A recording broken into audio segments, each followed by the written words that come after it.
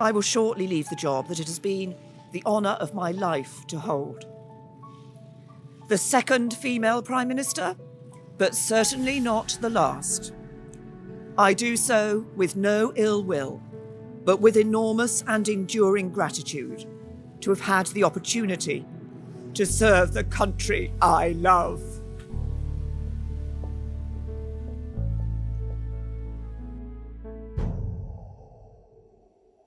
Ever since I first stepped through the door behind me as Prime Minister, I have striven to make the United Kingdom a country that works not just for a privileged few, but for everyone, and to honour the result of the EU referendum. Back in 2016, we gave the British people a choice. Against all predictions, the British people voted to leave the European Union. I feel as certain today as I did 3 years ago that in a democracy, if you give people a choice, you have a duty to implement what they decide. I have done my best to do that.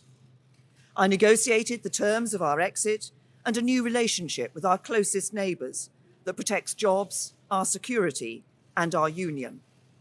I have done everything I can to convince MPs to back that deal. Sadly, I have not been able to do so. I tried 3 times. I believe it was right to persevere, even when the odds against success seemed high. But it is now clear to me that it is in the best interests of the country for a new Prime Minister to lead that effort. So I am today announcing that I will resign as leader of the Conservative and Unionist Party on Friday the 7th of June, so that a successor can be chosen. I've agreed with the party chairman and with the chairman of the 1922 committee that the process for electing a new leader should begin in the following week. I have kept Her Majesty the Queen fully informed of my intentions, and I will continue to serve as her Prime Minister until the process has concluded.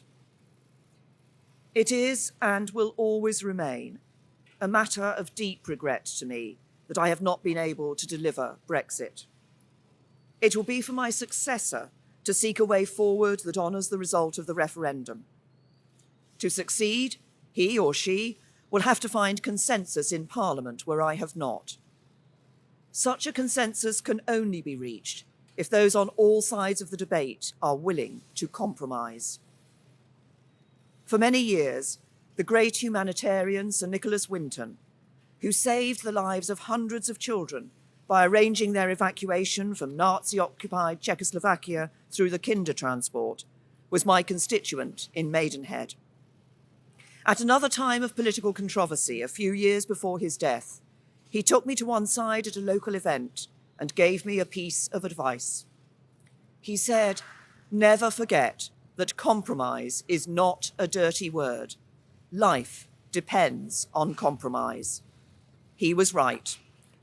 As we strive to find the compromises we need in our politics, whether to deliver Brexit or to restore devolved government in Northern Ireland, we must remember what brought us here. Because the referendum was not just a call to leave the EU, but for profound change in our country. A call to make the United Kingdom a country that truly works for everyone. I'm proud of the progress we have made over the last 3 years. We have completed the work that David Cameron and George Osborne started. The deficit is almost eliminated. Our national debt is falling, and we are bringing an end to austerity. My focus has been on ensuring that the good jobs of the future will be created in communities across the whole country, not just in London and the South East, through our modern industrial strategy. We have helped more people than ever enjoy the security of a job. We are building more homes and helping first-time buyers onto the housing ladder, so young people can enjoy the opportunities their parents did. And we are protecting the environment, eliminating plastic waste, tackling climate change, and improving air quality. This is what a decent, moderate, and patriotic Conservative government, on the common ground of British politics, can achieve, even as we tackle the biggest peacetime challenge any government has faced. I know that the Conservative Party can renew itself in the years ahead, that we can deliver Brexit and serve the British people with policies inspired by our values. Security, freedom, and opportunity. Those values have guided me throughout my career. But the unique privilege of this office is to use this platform to give a voice to the voiceless, to fight the burning injustices that still scar our society. That is why I put proper funding for mental health at the heart of our NHS long-term plan.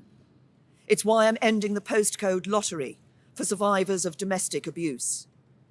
It is why the race disparity audit and gender pay reporting are shining a light on inequality, so it has nowhere to hide. And it is why I set up the independent public inquiry into the tragedy at Grenfell Tower, to search for the truth, so nothing like it can ever happen again, and so the people who lost their lives that night are never forgotten. Because this country is a union, not just a family of 4 nations, but a union of people, all of us. Whatever our background, the colour of our skin, or who we love, we stand together, and together we have a great future. Our politics may be under strain, but there is so much that is good about this country, so much to be proud of, so much to be optimistic about. I will shortly leave the job that it has been the honour of my life to hold. The second female Prime Minister, but certainly not the last. I do so with no ill will, but with enormous and enduring gratitude to have had the opportunity to serve the country I love.